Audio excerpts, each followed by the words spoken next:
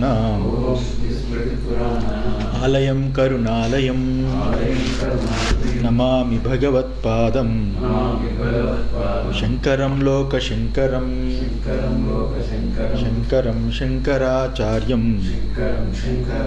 కేశవం బాదరాయణం సూత్రభాష్యకృతౌ వందే భగవంతో పునః పునః ఈశ్వరో గురురాత్మేతి మూర్తిభేద విభాగినే వ్యోమవద్వ్యాప్తదేహాయ దక్షిణామూర్తయే నమః వసుదేవసుతం దేవం కంసచాణూరమర్దనం దేవకీ పరమానందం కృష్ణం వందే జగద్గురుం శ్రీకృష్ణ పరబ్రహ్మణే నమః యతో యతో నిశ్చరతి మనశ్చంచలమస్థిరం తతస్తతో నియమ్యైతత్ ఆత్మన్యేవ వశం నయేత్ ప్రశాంతమనసం హ్యేనం యోగినం సుఖముత్తమం ఉపైతి శాంతరజసం బ్రహ్మభూతమకల్మషం యుంజన్నేవం సదాత్మానం యోగీ విగతకల్మషః సుఖేన బ్రహ్మ సంస్పర్శం అత్యంతం సుఖమశ్నుతే సర్వభూతస్థమాత్మానం సర్వభూతాని చాత్మని ఈక్షతే యోగయుక్తాత్మా సర్వత్ర సమదర్శనః యో మాం పశ్యతి సర్వత్ర సర్వం చ మయి పశ్యతి తస్యాహం న ప్రణశ్యామి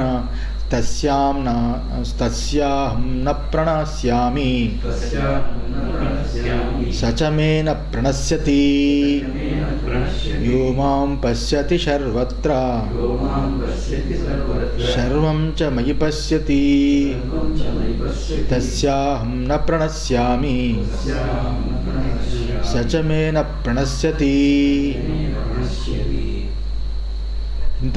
నిన్న ఎవరైతే సర్వభూతములందు అంటే సర్వ ప్రాణములందు సర్వ ప్రాణులందు ఆత్మగాను అంటే బ్రహ్మాది పర్యంతము బ్రహ్మం మొదలుకొని స్తంభ పర్యంతము ఎవరైతే సర్వ ప్రాణుల్లో ఆత్మగా ఎవడైతే చూస్తాడో అలాంటి యోగి యుక్తాత్ముడు, అలాంటి అంతఃకరణ ఉన్నవాడు, సమాధి యందు ఉంచుకున్నవాడు, అతన్నే చూచుచున్నవాడు అని సర్వత్ర సమదర్శుడై బ్రహ్మాది స్తంభ పర్యంతము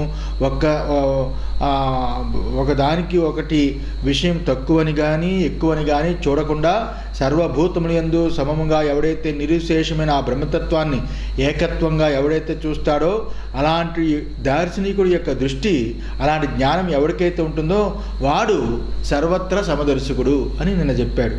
ఇప్పుడు ఆ ఆత్మ ఏకత్వ దర్శనం యొక్క ఫలం ఏమిటి? మరి అంత ఆత్మ ఏకత్వ దర్శనం చేసేవాడికి ఫలం ఏమిటి? అనేకత్వంగా చూస్తే ఫలం తెలుసు, ఏకత్వ దర్శనం చేసే జ్ఞానికి ఫలం ఏమిటి అంటే చెప్తున్నాడు. యో మాం పశ్యతి వాసుదేవం సర్వస్య ఆత్మానం సర్వత్ర సర్వేషు భూతేషు సర్వం చ బ్రహ్మాది భూతజాతం మయి సర్వాత్మని పశ్యతి.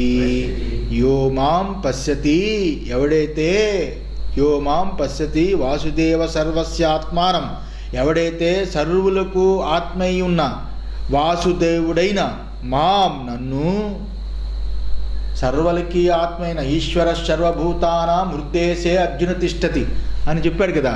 సర్వ ప్రాణులు ఏవైతే ఉన్నాయో సర్వ ప్రాణుల్లోని నేను వారికి సాక్షిగా ఆత్మగా ఉన్నాను అని భగవంతుడు చెప్పాడు. కాబట్టి యంత్రారూఢాని మాయయ, దేహేంద్రియాదులు సంఘాతముతో కూడుకునే యంత్రాన్ని నడిపించే నా మాయ చేత, అంటే నా యొక్క ఆ కల్పన చేత ఆ యంత్రాన్ని నడిపించేవాడిగా సర్వభూతముల యందు ఈశ్వరుడుగా ఉన్నాను అని చెప్పాడు. సర్వభూతముల యందు ఈశ్వరుడుగా ఉన్నాను. అలాంటి ఈశ్వరుడైన వాసుదేవుడైన నన్ను ఆత్మగా సర్వులలోని ఎవడైతే చూస్తాడో సర్వత్ర సర్వేషు భూతేషు సర్వం చ బ్రహ్మాది భూతజాతం. ఎక్కడ చూడాలి? సర్వ ప్రాణుల యందు ఎవడైతే ఈ రకంగా చూస్తాడో, ఈ సర్వ ప్రాణుల యందు అంటే బ్రహ్మాది భూతజాతం. సర్వ ప్రాణులు అంటే బ్రహ్మ మొదలుకొని గడ్డిపోచ వరకు సర్వము ఆ ఆత్మయైన ఆ వాసుదేవుడైన నన్నుగా ఎవడైతే చూస్తాడో, నా స్వరూపంగా ఎవడైతే చూస్తాడో, మయి సర్వాత్మని పశ్యతి, సర్వాత్ముడినైన సర్వాత్ముడైన నా యందు ఎవడైతే చూస్తాడో, క్షేత్రజ్ఞం చాపి మాం విద్ధి సర్వక్షేత్రేషు భారత అని ఏదైతే 13వ అధ్యాయంలో చెప్పబోతున్నానో, ఆ రకంగా సర్వ క్షేత్రములు అంటే దేహేంద్రియాది సంఘాతముతో కూడుకున్న సర్వ ఉపాధులలో ఏ క్షేత్రజ్ఞుడిగా పిలువబడిన ఈశ్వరుడినైనా నన్ను, వాసుడు దేవుడైన నన్ను సర్వాత్ముడిగా ఎవడైతే సర్వ ప్రాణులందు ఉన్నవాడుగా ఎవడైతే చూస్తాడో, దర్శిస్తాడో, అలాంటి వాడు ఏవం ఆత్మ ఏకత్వ దర్శిన, అలాంటి వాడు ఏకత్వ దర్శన, ఆత్మ ఏకమని, ఆత్మ ఏకస్వరూపమని, అనేకమైన ఉపాధులు కనిపిస్తున్న అన్ని ఉపాధుల్లో మహాకాశము, ఘటాకాశము,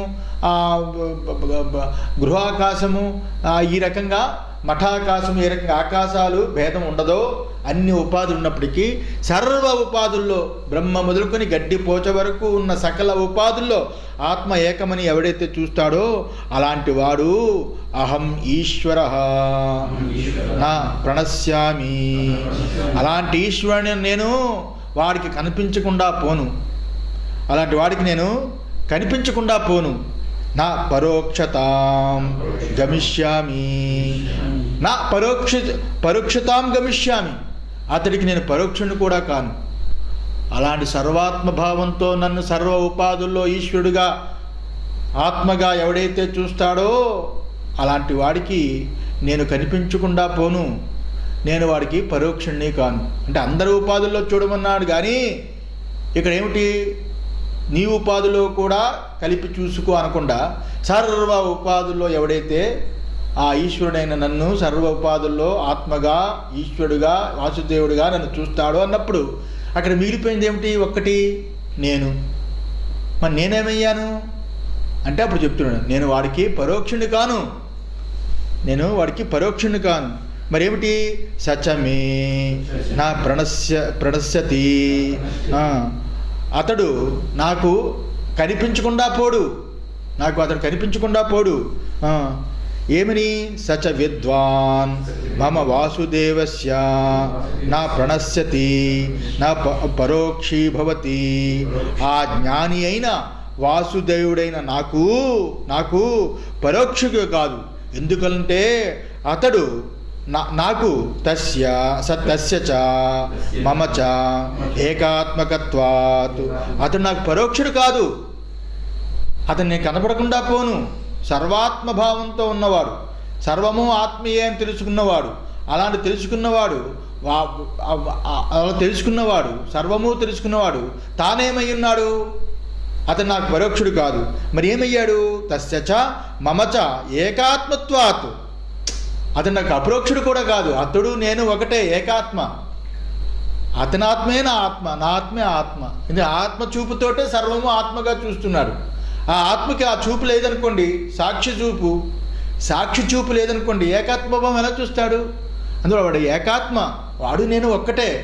అందుకని పరోక్షము అపరోక్షము ఈ పదాలు లేవు అక్కడ. సాక్షాత్ ద్రష్టరి సంజ్ఞాయామితి సాక్షి, వాడి స్వరూపమే, ఏకాత్మ స్వరూపమై ఉన్నాను, ఆత్మస్వరూపమే ఉన్నాం, ఇద్దరూ కలిసి ఆత్మస్వరూపమే ఉన్నాం అని భగవంతుడు చెబుతున్నాడు.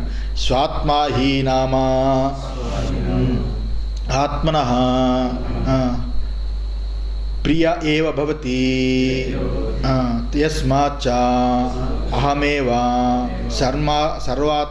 సర్వాత్మేకత్వదర్శి.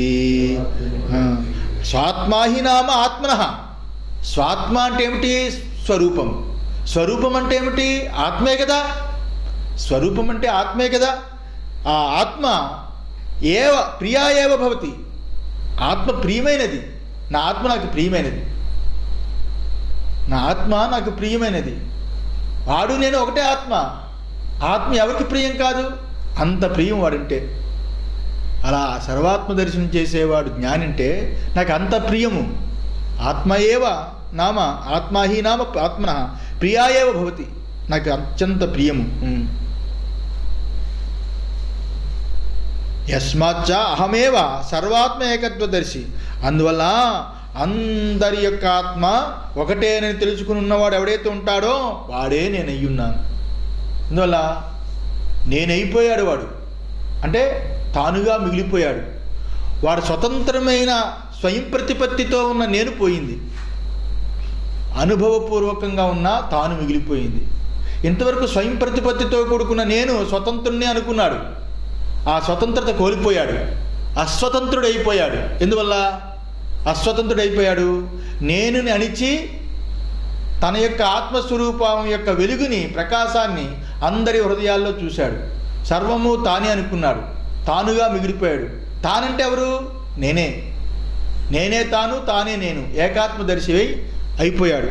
అలాంటి వాడు ఏకాత్మదర్శి ఎవడైతే ఉన్నాడో అలాంటి వాడు అంత తెలుసుకుని ఉన్నాడు కాబట్టి అందువల్ల నాకు వాడు పరోక్షుడు కాదు అని అభిప్రాయం. ఇది ఈ శ్లోకానికి అర్థం.